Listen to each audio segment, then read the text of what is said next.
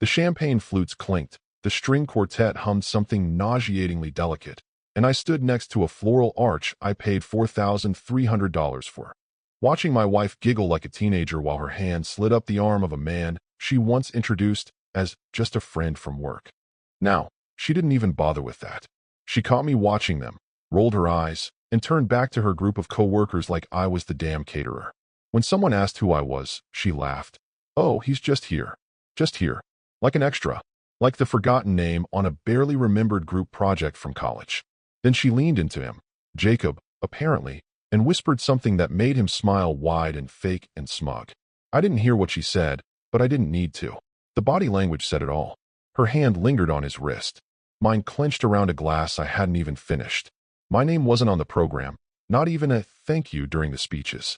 15 years of raising her daughter like she was my own, sitting through dance recitals, college tours, hospital stays, that one panic attack after her first breakup, and I was just here. Not the stepdad, not Alan, just the guy who happened to show up and paid for the tent, the music, the three-tiered lemon coconut cake no one had touched.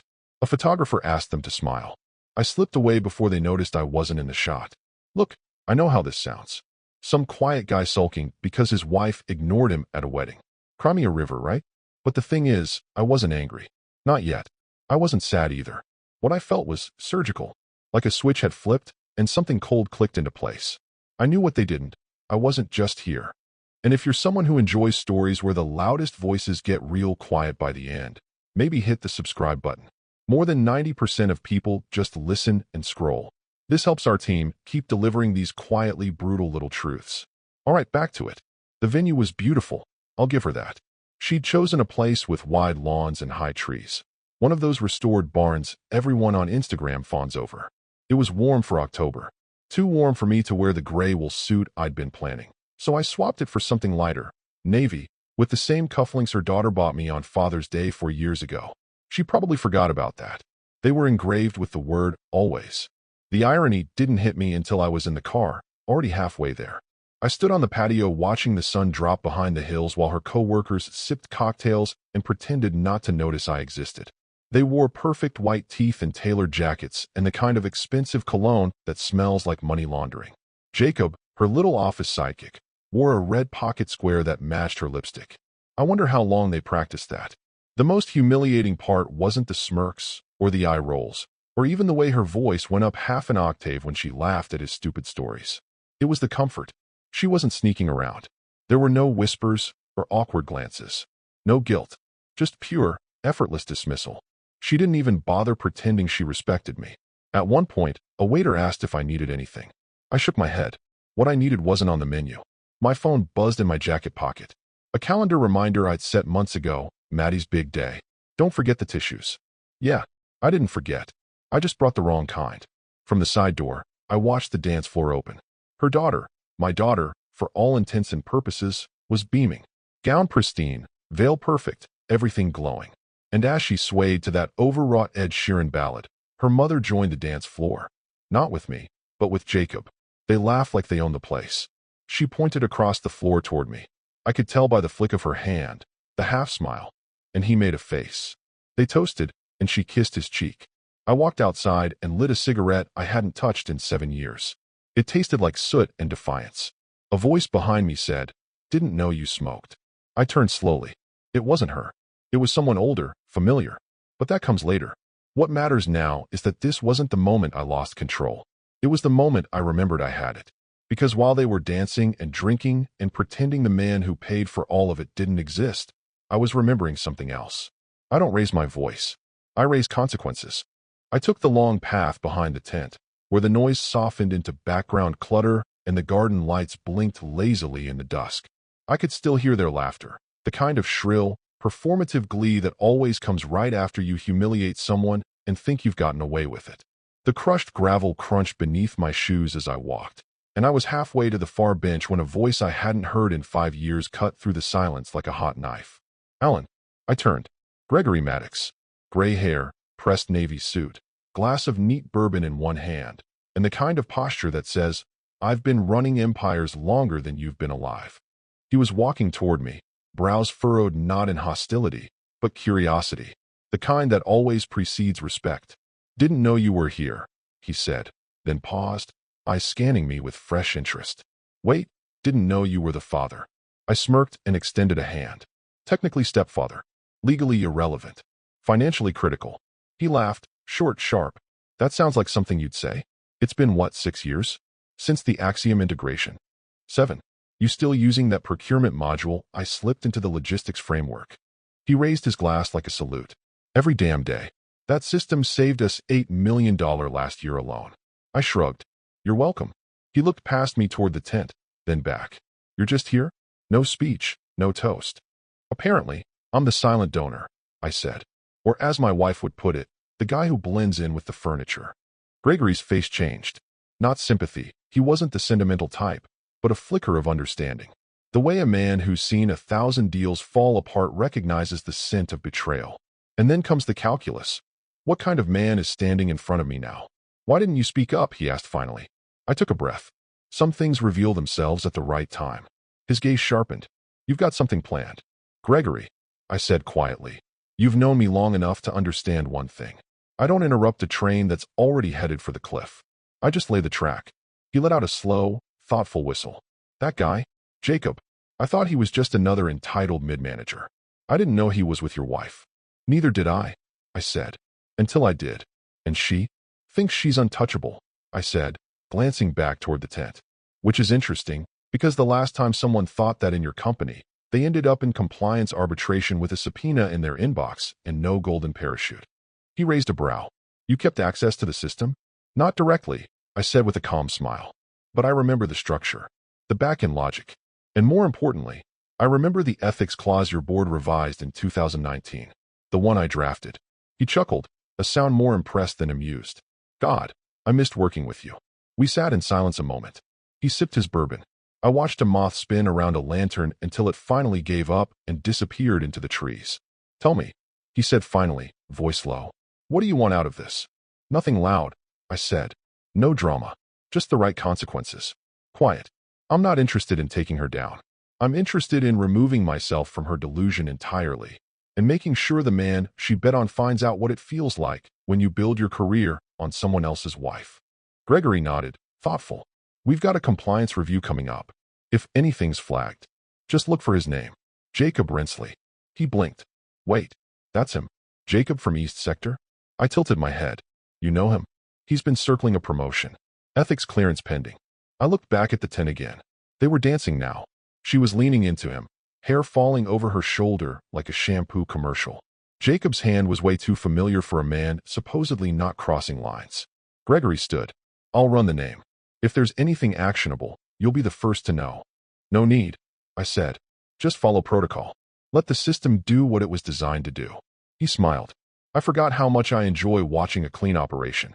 And with that, he walked off into the garden, fading into the low glow of string lights. I stayed behind, hands in my pockets, watching the silhouettes through the tent wall. My wife, twirling in a dress I paid for. Jacob, grinning like he owned something he hadn't earned. It was almost funny. They thought I was a ghost at this wedding. What they didn't realize is that I was the architect. I didn't stay for the cake. Didn't matter that I paid for the damn thing. 3 layers, almond vanilla with buttercream and gold dust, because it looked elegant.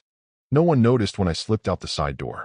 Probably assumed I went home to sulk or grab a late smoke behind the parking lot like some awkward uncle. I didn't go home. I drove to the office. Mine, not hers. There's something oddly liberating about walking into your own building after hours, especially when no one remembers you're still on the internal admin list. They think you retired. Think you're just the guy who helped set things up. Funny how quickly people forget the architect once the structure is built. I sat in my old chair. Still creaked the same way. Pulled out a flash drive from my wallet. Nothing marked on it. Just a tiny piece of black plastic. Slotted it in. The screen came alive. The interface was older now, patched over with newer UI elements. But the bones were mine. I recognized every column, every rule chain, every automated trigger I coded 5 years ago when Gregory asked for a system that could flag internal policy breaches without triggering HR alerts first. He wanted something subtle, discreet, a system that caught fire before the PR did. I opened the user activity logs, narrowed the filter to the last 24 months. Input the name, Jacob Rensley. 2 entries blinked back at me. The first was from 9 months ago. Unauthorized override on vendor blacklisting. Jacob had approved a shipping partner that had been previously flagged for falsified delivery metrics. Not illegal, just shady enough to raise eyebrows. He buried the change under an internal note. Reviewed. Approved pending urgency. The second was more interesting. 4 months ago, expense reimbursement. Jacob had charged the company for a series of executive offsites at the Clearwater Inn. That's not a conference center. It's a boutique hotel with velvet headboards and mood lighting. I checked the dates. One lined up with a night my wife said she was staying late for a client rollout. Of course she was. I stared at the screen. My finger hovered over the keyboard. For a brief second, I actually felt nothing. No anger. No nausea. Just a kind of clinical detachment. Like I was debugging someone else's mess. I flagged both entries. Attached a note with a custom tag. Repeat policy deviations. Review required. Then I opened the footage archives. Not surveillance footage. No, this wasn't a spy movie. I pulled conference room logs. You'd be surprised how many modern systems store passive meeting metadata, entry timestamps, badge scans, screen share logs. On one Wednesday 3 months ago, Jacob hosted a strategy sync in a locked room. 2 badges scanned in, his and hers. Her name popped up, Cassandra T. Ellis, my wife. I tagged that session too, then wrote a one-line note. Locked door meeting. No recorded agenda. Audio silence trigger enabled. Threshold override. Possible conflict. I leaned back, cracked my knuckles, then opened the internal alert queue. The next part was easy. Click, assign tag, urgent. For board review. One more click, and the compliance system would queue the entire thing into the automated flag cycle for the quarterly audit. Gregory wouldn't even need to lift a finger. No names for me. No dramatics. Just clean data, properly filed, tagged under standard protocol. I paused, then added a final comment to the meta log. Contributor, legacy admin access authorized under contract override. Review for structural integrity. I smiled. That was an old inside joke between me and Gregory. Structural integrity. Whenever someone thought they were too important to follow the rules, we'd say the building was starting to lean. Now the scaffolding was showing. Jacob didn't know the system was still wired to the skeleton key I built. Cassandra didn't know I still had access. No one knew I'd never really left. And in a few weeks, they'd both find out what happens when the system you thought you gamed suddenly turns around and audits you. I ejected the drive, closed the terminal, left the building exactly the way I found it. Outside, the air had cooled. A light mist was rolling in from the east. The kind of weather that made things disappear slowly. Fog first, then lights, then names. I didn't need revenge. I just needed the truth to do its job. Quietly. Methodically, and by the time it did, I wouldn't even have to be in the room. The next morning, the house smelled like stale champagne and expensive regret. Sunlight spilled through the windows, too bright for the headache I didn't have. I hadn't touched a drop the night before. Too busy staying sober while everyone else got drunk on delusion. She was already up, of course. Still in the satin robe I gave her last Christmas. Funny, she hated it then. Said the color was too soft. But here she was, swirling coffee like it was a morning ritual we actually shared. She didn't look at me, just stared at her phone and smiled. That plastic little grin I used to think meant she was happy. I know better now. Wasn't it a perfect day? She asked, eyes not leaving the screen.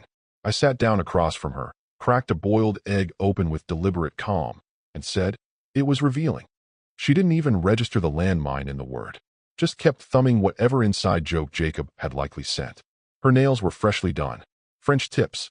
The kind she always got when she wanted to look elegant for someone who wasn't me. You didn't dance, she said absently. You didn't ask. She made a soft TSK noise. Alan, why do you always have to sulk about these things? It was her day. I agree, I said. And I'm glad she had one parent there who wasn't performing. That made her glance up. Briefly. But then Jacob's name lit up her screen again, and the thought was gone, replaced by another smile. I finished breakfast in silence. There was no point pushing. She wasn't listening. She hadn't listened in years. Not really. Not since her promotion at the firm, when she started talking about executive presence and strategic separation of domestic stressors. Translation, Alan became a wall decoration. I rinsed my plate, folded the napkin, walked past her without a word. She didn't notice. By 2:17 p.m., my phone rang.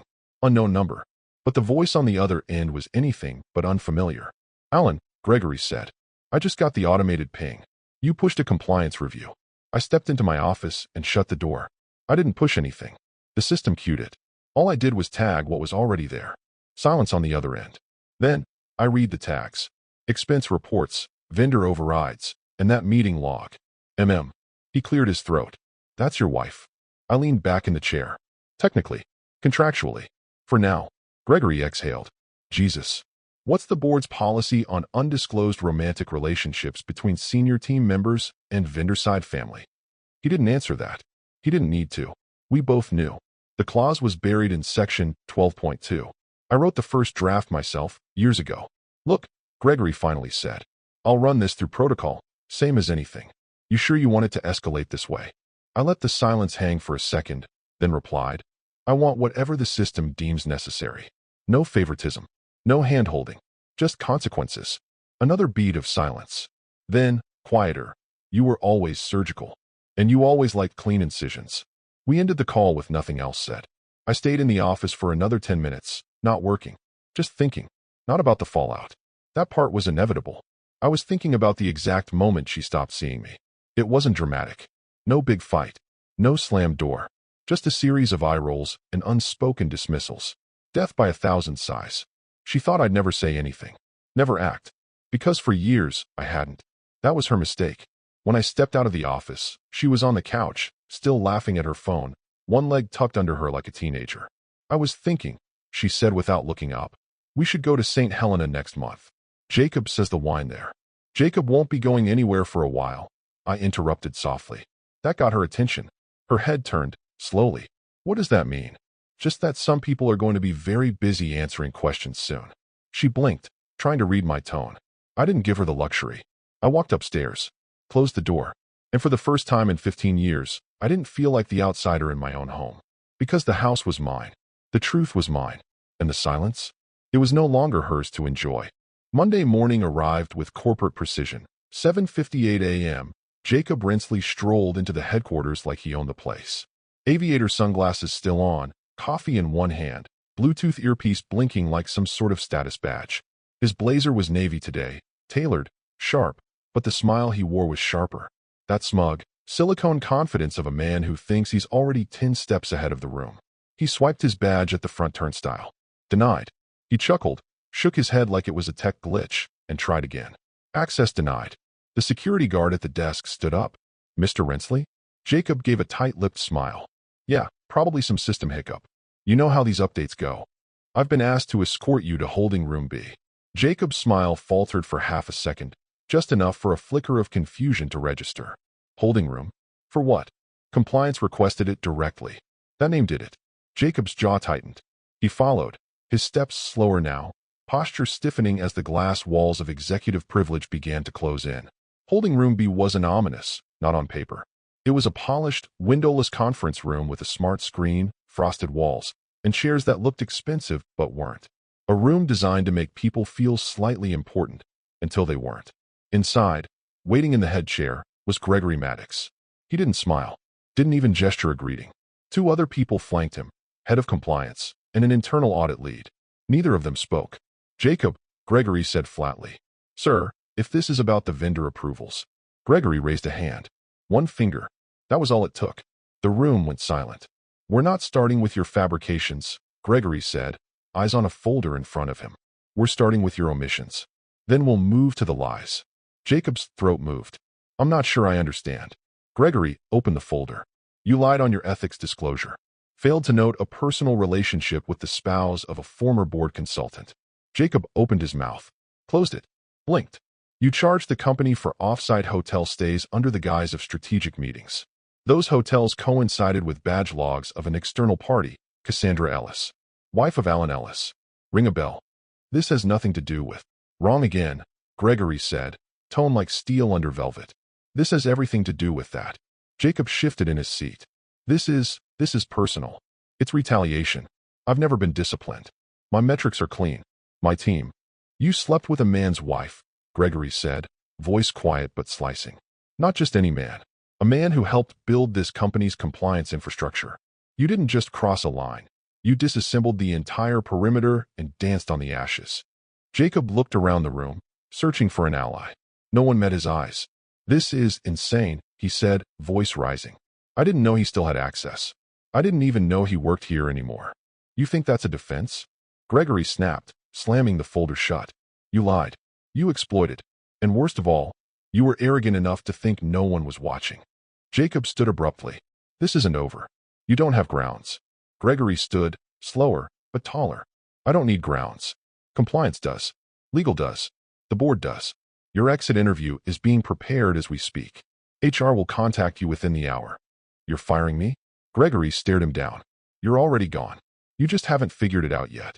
Jacob's mouth opened again, but no sound came out. Security was already at the door. He didn't resist.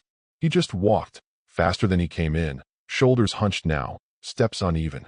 He didn't know yet that his corporate email had already been disabled, that his calendar had been wiped, that every digital trace of him was being archived and sealed.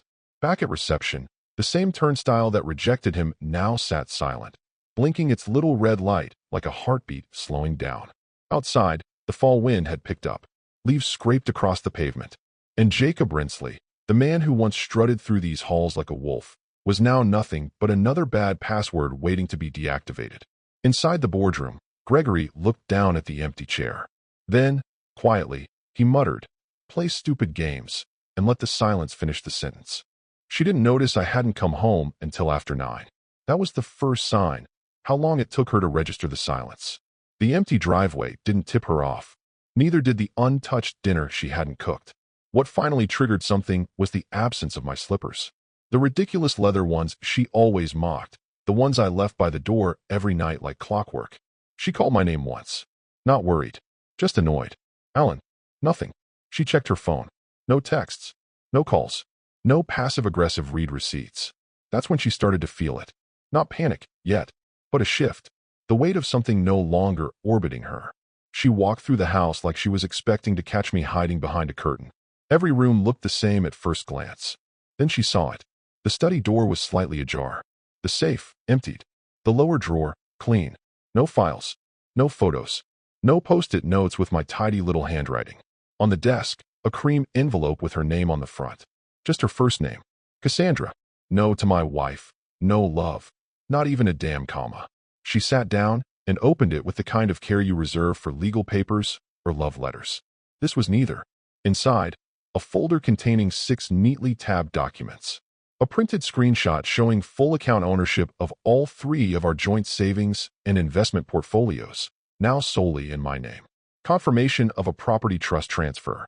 The house, fully paid off last year, was no longer under Alan and Cassandra Ellis. It was now under the Ellis Legacy Trust, of which she was not a trustee. Documentation of her removal as a board member from the foundation we co-founded, Ellis FutureWorks. A clause had been enacted citing ethical conflict of interest detrimental to the organization's mission. A revocation of the power of attorney she once held over my personal medical decisions. Dated 2 days after I discovered the hotel charges. A list of redirected billing accounts.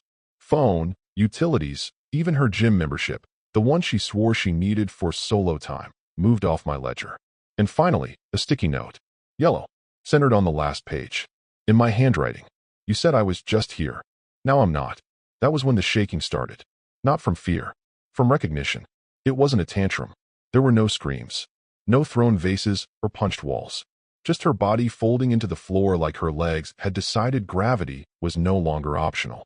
She didn't cry right away. That came later. First came the emptiness.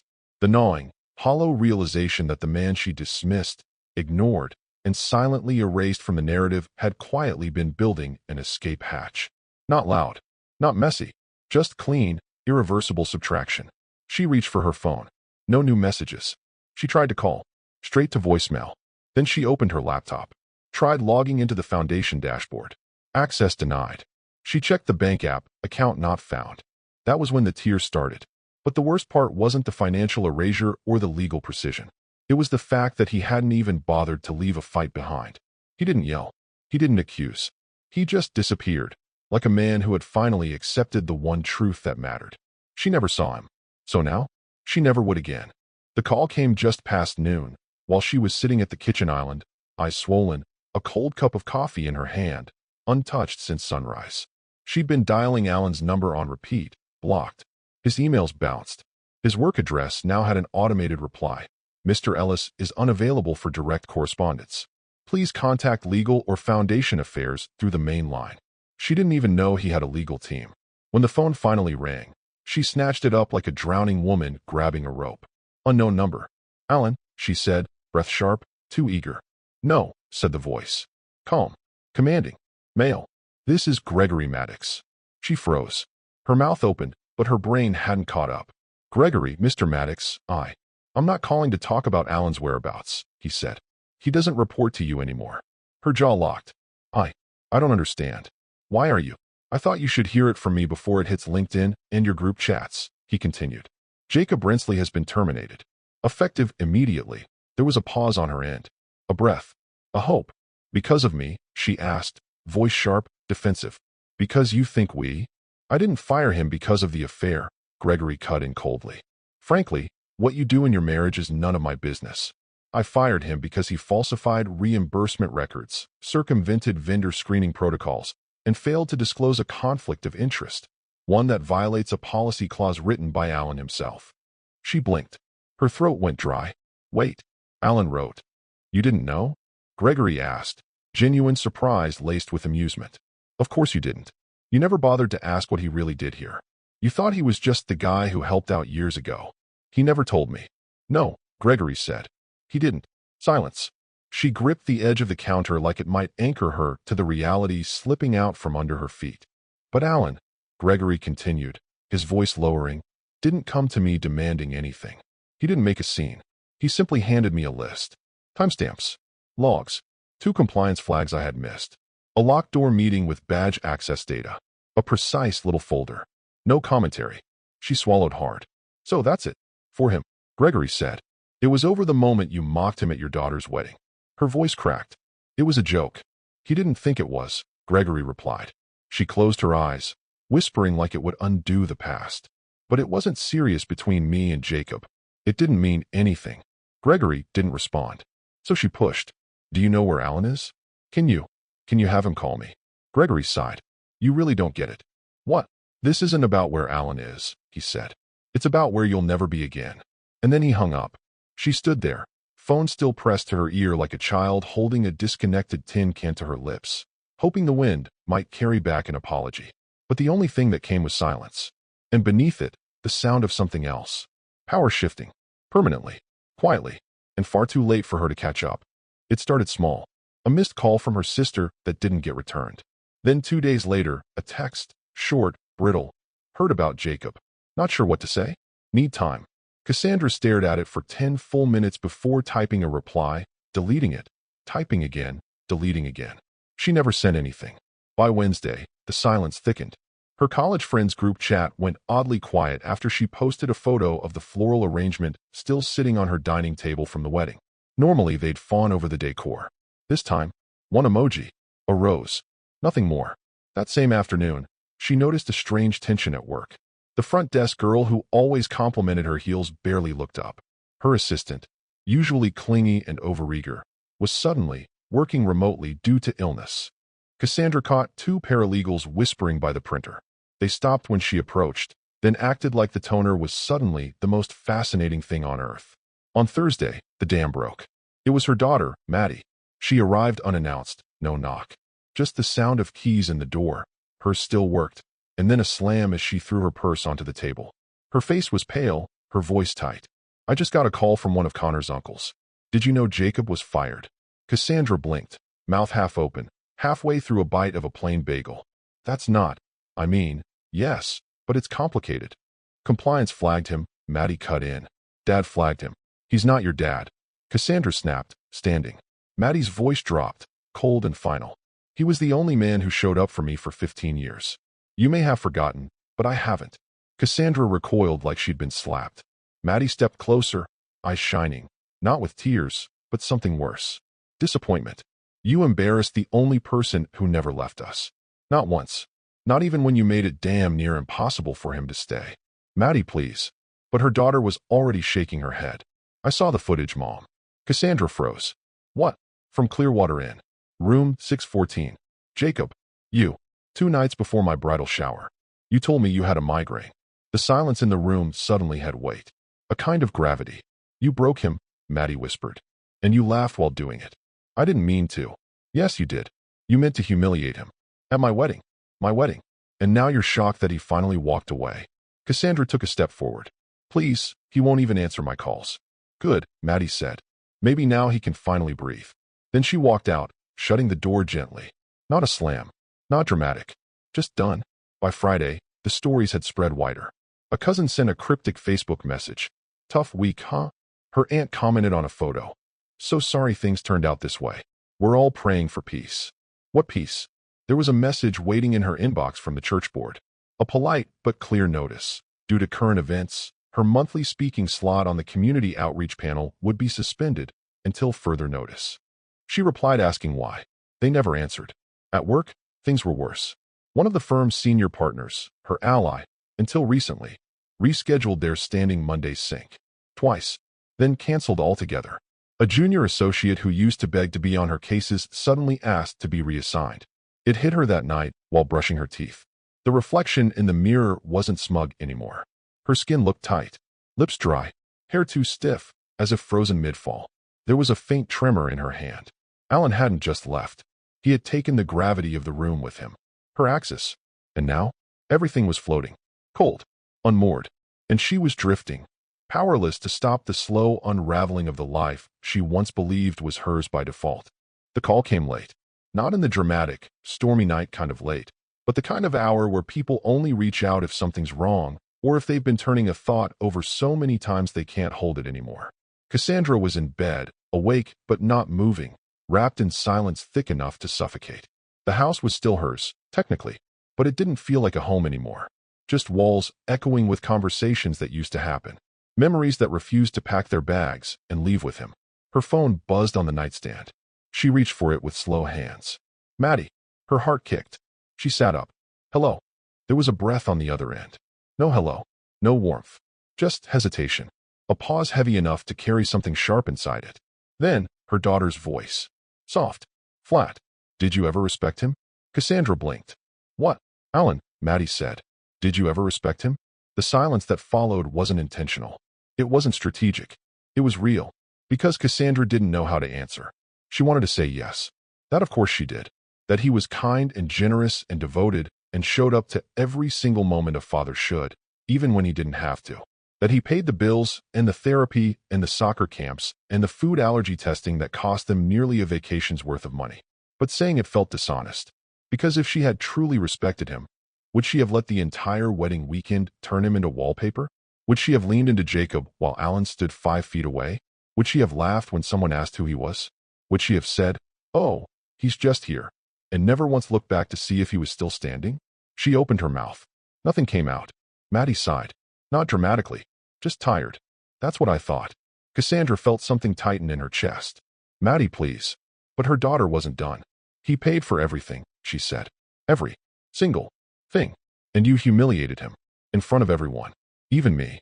The voice cracked at the end, just barely. But it was there. I didn't mean to. You meant to make him invisible, Maddie said. And now he is. Congratulations. Click. The line went dead. Cassandra stared at the phone. She called back. It rang once. Straight to voicemail. She didn't leave a message. What was there to say? She lowered the phone slowly, placed it on the nightstand, and turned her eyes toward the ceiling. But there was nothing there either. No words. No prayers. No excuses left that sounded like anything other than noise. For the first time in her life, the silence wasn't peaceful. It wasn't deserved. It was the kind that followed a final door closing, softly but completely. Her daughter was gone. Her husband had vanished without slamming a single door. And she, Cassandra Ellis, once proud of her control, her career, her ability to curate her image, was now living in a world that had quietly and thoroughly erased her from its center. And the worst part? No one even needed to say her name to do it. It happened on a Tuesday, ordinary, uneventful, cruel in its simplicity. Cassandra had taken to drinking her morning coffee in silence, no longer scrolling Instagram or checking news headlines. Too many landmines. Too many updates from people she used to know, whose names now appeared beside phrases like launch, promotion, baby shower, or, in some brutal cases, just congratulations. None of it felt aimed at her, yet all of it stung like it was. But that morning, something did find her. It was an auto-generated email from LinkedIn. catch up with trending updates from your network. She almost deleted it, almost. But habit is a nasty little saboteur. She clicked, and there it was. The image loaded in slow, devastating clarity. A glossy press photo with the company's signature blue backdrop. Gregory's firm, bold letters across the top, welcoming our new executive advisor for ethics and compliance. In the center of the frame stood Alan. He wasn't in a background role. He wasn't behind a table. He wasn't muted. He was front and center. Sharp black suit. Slate gray tie. Not a hint of hesitation in his shoulders. No weight of past humiliation on his face. Just the poised calm of a man who has nothing to prove because everything speaks for itself now. Gregory stood beside him, grinning. Other board members flanked the edges of the frame, but no one looked as grounded as Alan. He wasn't smiling, but he wasn't cold either. He simply was. Beneath the photo was a caption, "When quiet integrity leads the loudest." And below that, in smaller font, a quote Alan must have chosen himself. "Reputation is built in silence and destroyed in public." Cassandra stared at the screen, numb. She read it once, twice. The third time, her hand began to shake. She clicked on Alan's profile, heart pounding. It had been updated. Of course it had. New title, new advisory board listings. A subtle note under his experience, strategic oversight, policy design, and ethical remediation. The kind of language meant to send a message without needing to shout. She scrolled down and saw something else. A comment under the post. From Gregory. "Sometimes the best voices are the ones we didn't hear, until everything else fell apart." No likes from mutuals. No replies from old friends. Just that photo. That quote. That man. The man she mocked. Erased. Belittled. Now reborn in full view of the very world she used to navigate with ease. She opened a new tab. Typed in Jacob's name. Nothing. His profile was gone. Deleted or locked. No job listing. No new titles. Just a dead link where his ambition used to be. She sat back, stared at the wall. The silence pressed in again, deeper this time. It wasn't absence. It wasn't grief. It was worse. It was clarity. Alan hadn't needed to scream. He hadn't needed to make a scene. While she twisted knives with words and flirtation, he built an exit with surgical precision. And now, her marriage was over. Her daughter wouldn't return a single message. Her social life had withered into brittle silence. And the man she once reduced to just here had become untouchable. Not because he rose with fire, but because he left with dignity. And dignity, she was learning far too late, is the kind of weapon you never see coming, until it's already sliced through everything you thought you controlled.